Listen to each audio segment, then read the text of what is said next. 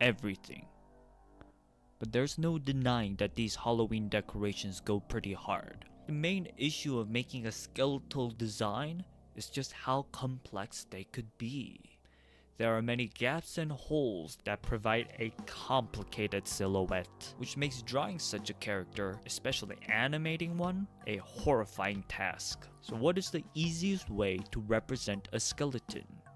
The skull, medically called the cranium. 22 uniquely shaped bones to protect the brain and to form a face. Cubone's line does exactly this, featuring an iconic skull. However, the fact that they are wearing their mother's skull instead of actually being the skull distances them from the reanimated skeleton trope. Thus, we'll move on to another mon. In Generation 3, the skull also features a skull and additional bone patterns on their back, having a more Grim Reaper look. Not a typical skeleton monster, but the closest one we have so far. However, the evolutions of Duskull do go into other inspirations, like mummies and the Japanese Chochin Obake, a paper lantern ghost. While drawing an animated skeleton would be hard, what if you had access to a 3D model? It is significantly easier to use a rig to animate a skeleton than to redraw them over and over, which is what we see in Sword and Shield's Eternatus, who resembles a draconic skeleton. Eternatus remains to be one of the most complex designs to this day, and such a design would have been much more painful to animate back when 2D animation was used. But they're an alien legendary, a being that's out of this world and also out of Pokemon's regular conventions. They should look weird.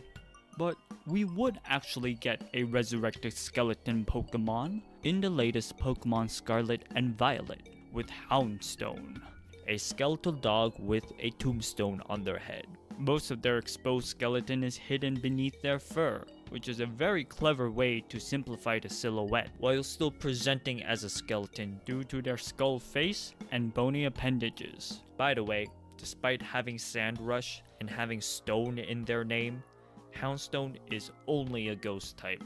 I really wonder why Pokemon is so averse to making a rock Ghostmon. Makes me wonder what a ghost Rockmon would eventually be. I honestly shouldn't complain because it was used, but they actually catch it and use it to multiply an item in your inventory. But is at the risk of corrupting the rest of your game. But why the ghost image and the skeletons? Well, there are sprites used in other parts of the game. The ghosts are special encounters in Lavender Town, and the skeletons are from the fossil exhibit of the Pewter City Museum. Speaking of fossils, while they're not exactly the reanimated skeleton monster, Pokemon began with 3 lines based off of prehistoric creatures achieved by resurrecting fossils. They will continue to use this trope in later games. I already talked about them in a past video. Go check it out if you're interested. However, our question remains, has there ever been a Pokemon that represents a reanimated skeleton yet?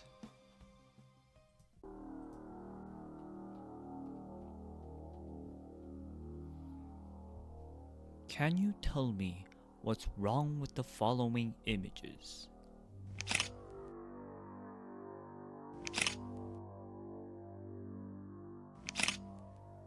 That's right, everything. But there's no denying that these Halloween decorations go pretty hard. The main issue of making a skeletal design is just how complex they could be. There are many gaps and holes that provide a complicated silhouette, which makes drawing such a character, especially animating one, a horrifying task. So what is the easiest way to represent a skeleton? The skull, medically called the cranium. 22 uniquely shaped bones to protect the brain and to form a face. Cubone's line does exactly this, featuring an iconic skull. However, the fact that they are wearing their mother's skull instead of actually being the skull distances them from the reanimated skeleton trope. Thus, we'll move on to another mon. In Generation 3, Duskull also features a skull and additional bone patterns on their back, having a more Grim Reaper look. Not a typical skeleton monster, but the closest one we have so far. However, the evolutions of Duskull do go into other inspirations, like mummies and the Japanese Chochin Obake, a paper lantern ghost. While drawing an animated skeleton would be hard, what if you had access to a 3D model? It is significantly easier to use a rig to animate a skeleton than to redraw them over and over, which is what we see in Sword and Shield's Eternatus, who resembles a draconic skeleton. Eternatus remains to be one of the most complex designs to this day, and such a design would have been much more painful to animate back when 2D animation was used. But they're an alien legendary, a being that's out of this world and also out of Pokemon's regular conventions. They should look weird. But we would actually get a resurrected skeleton Pokemon in the latest Pokemon Scarlet and Violet with Houndstone, a skeletal dog with a tombstone on their head. Most of their exposed skeleton is hidden beneath their fur, which is a very clever way to simplify the silhouette while still presenting as a skeleton due to their skull face and bony appendages. By the way, despite having Sandrush and having stone in their name, Houndstone is only a ghost type. I really wonder why Pokemon is so averse to making a rock ghostmon. Makes me wonder what a ghost rockmon would eventually be. I honestly shouldn't complain, because the one I am showing you today isn't exactly that type either. It was a late summer night. The neighborhood reported the sound of a young man calling for help, but when officials arrived at the scene, they were too late, and the suspect was long gone. However, investigators did manage to find a single piece of evidence, a clump of hair, and it wasn't the victim's. In forensics, DNA can be analyzed in 4 steps. Step 1. Extract the DNA. Step 2. Quantitation. Check how much DNA is extracted. Make sure the DNA isn't from some surrounding bacteria, and that the DNA is in good enough condition to go on. Step 3. Amplify the amount of DNA so you have enough to have a proper result. A process called polymerase chain reaction, also called PCR, does just this.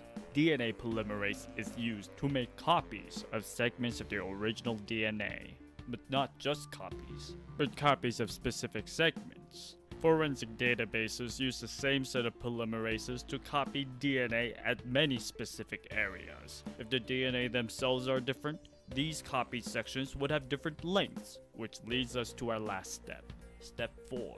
Separation. There are multiple ways to separate the DNA fragments by length, but the gist of it is like a sieve. Smaller segments have an easier time going through the holes, while longer ones are left behind. One such method is called gel electrophoresis, where phoresis means to be carried.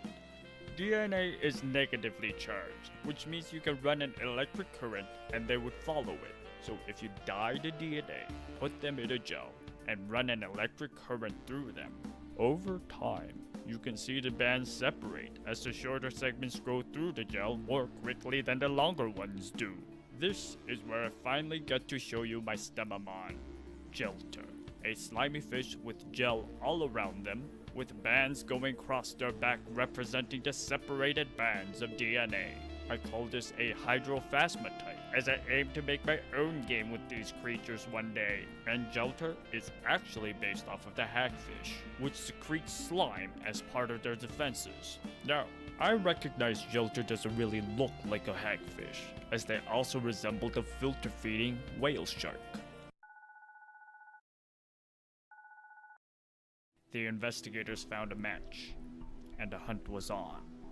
What is a gel but a miserable pile of liquid suspensed in a solid matrix? Now say you want to remove that liquid, to leave the solid behind. It's much easier said than done, as drying the liquid out pulls on the solid, making it collapse. So how would you actually leave the solid behind? We've gone over phase changes before, and if you see the phase diagram, there is a certain temperature and pressure where liquids and gases are nearly indistinguishable. The critical point. Hey, what's up everybody? The critical point can be used to carefully transition the liquid into gel into gas and delicately replace it with air, basically just leaving the solid matrix behind. And what you have left is called an aerogel, the skeleton of a gel. They are fantastic thermal insulators due to all the air inside of them. So Gelter evolves into Gelero, the Aerophasma type. I personally wanted an encompassing insulator ability that blocks both electro and pyro moves, but an aerogel could be made up of various materials, including graphene, which would make it electrically conductive. So the ability here is specifically a thermal insulator. Today, we went through a lot more than I expected for this spooky, scary skeleton special. From solving one of gaming's greatest mysteries to solving a murder. I think that's what happened. I got more things planned for Spooky Month, and I hope I get to share them all with you. I have a whole playlist where I go over my STEM-based creature collector, where I shared over 75 designs so far. So if that interests you, go ahead and subscribe. I also want to thank my Patreon members for their support, but if you like this video, you can always like and share it for free. Either way, thank you so much for watching, and good morning.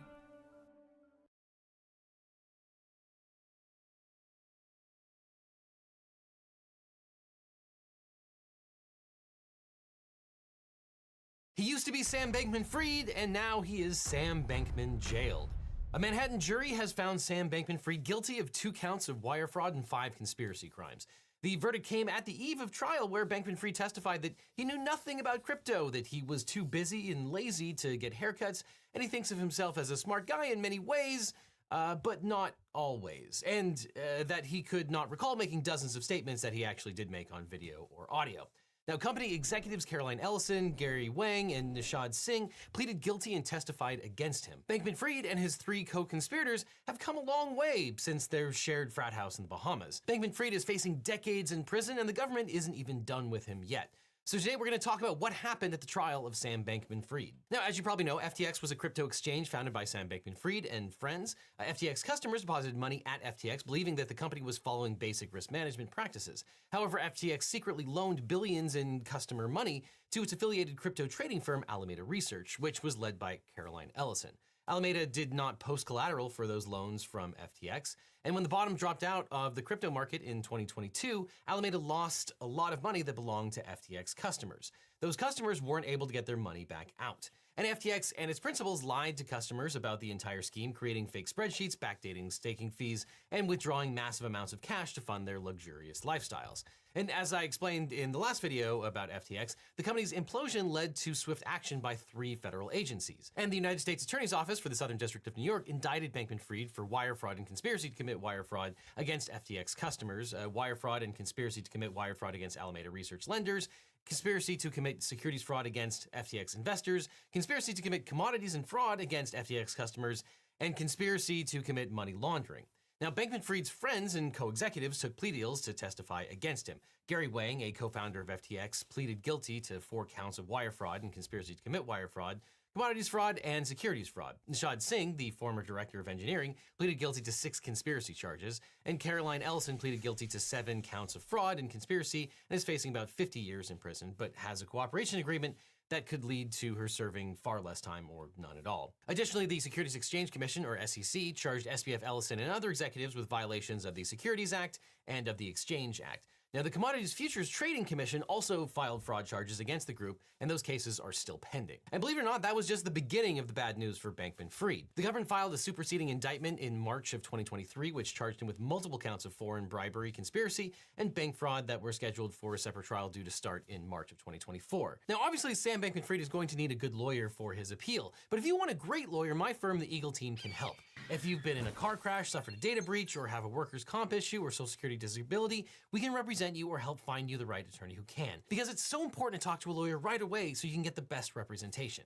So just click on the link in the description for a free consultation with my team. Because you don't just need a legal team, you need the Eagle team. The link is down below. And as you may recall, Bankman-Fried was initially under house arrest at his parents' home after posting a $250 million bond, but then he got caught asking the general counsel of an FTX affiliate to have a constructive relationship and vet things with each other.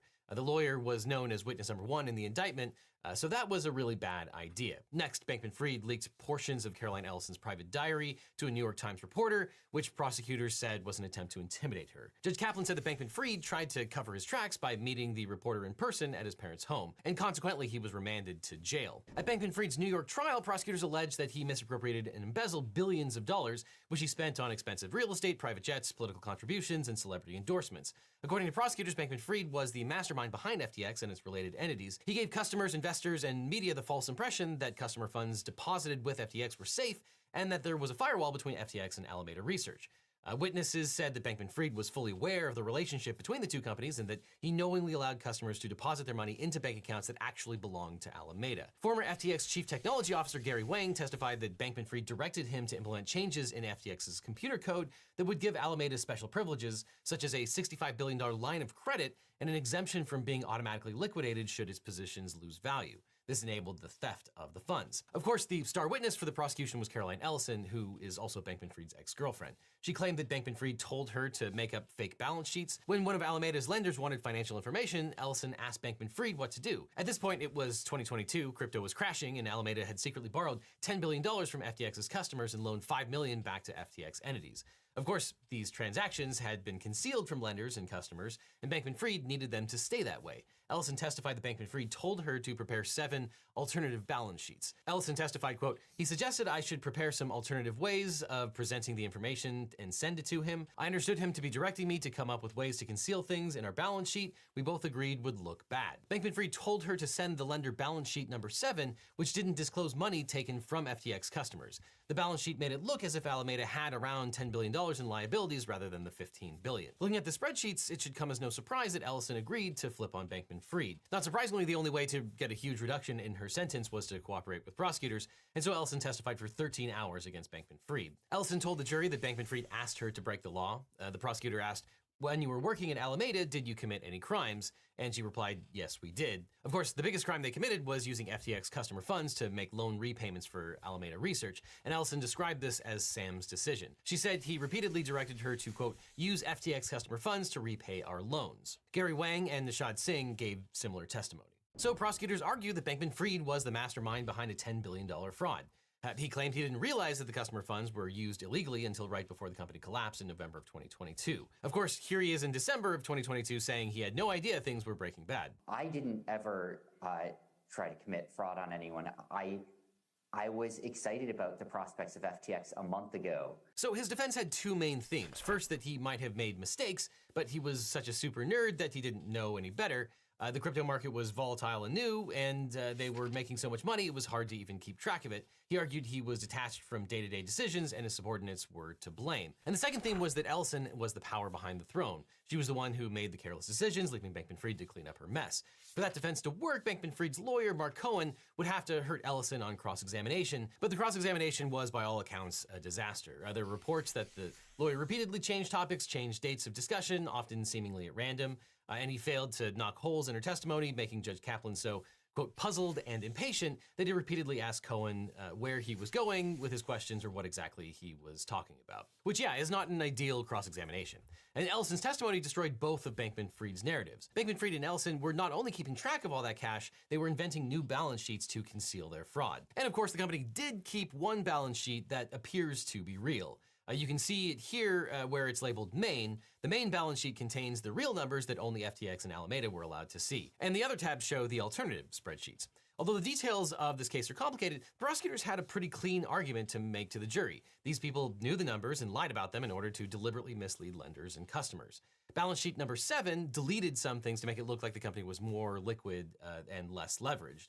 And that is, fraud. And prosecutors played a recording of the all-hands meeting that Ellison held in November of 2022 when they were trying to sell FTX to save Alameda and FTX from bankruptcy. And an employee actually asked Ellison whether the decision to borrow FTX customer funds was a YOLO decision. And Ellison said no, it was done over a period of years. This countered Bankman-Fried's narrative that everything just got frantic at the end of the waning months of 2022. And speaking of YOLO, Bankman-Fried testified in his own defense. Now, this is always a gamble, but it's especially risky in a case where the person on trial has given so many public interviews after his arrest, which is something the prosecutors exploited on cross-examination.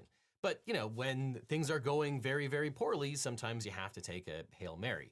But Bankman-Fried's testimony on direct was that he wasn't aware of everything that was happening, and by the time it imploded, he was frantically trying to understand what was going on.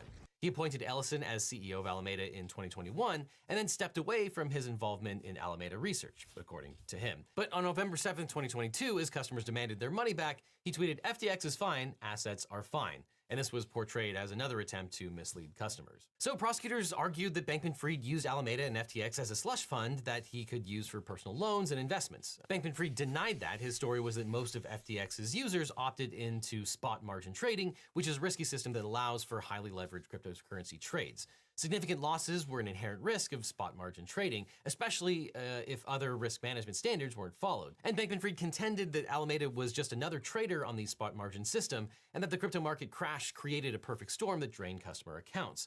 But as prosecutors demonstrated, Alameda wasn't just another trader who was treated like everybody else. And Bankman-Fried admitted that Alameda was a trader, a stablecoin converter, and a liquidity provider. He argued that there was nothing wrong with Alameda playing multiple roles, but as the prosecutor pointed out, Bankman-Fried personally owned 90% of Alameda, plus a big stake in FTX. He was making money through every one of Alameda's functions. And Bankman-Fried used Alameda to launch FTX, and before FTX had its own bank accounts, Bankman-Fried wired customer deposits into an account owned by Alameda because it had an easier time opening accounts with banks. And most of FTX's users were individuals, but Alameda's main sub-account had a $65 billion line of credit, which effectively allowed the crypto hedge fund to borrow unlimited amounts of money. So he wasn't alarmed by the fact that Alameda consistently had a negative balance of $2 billion in 2021.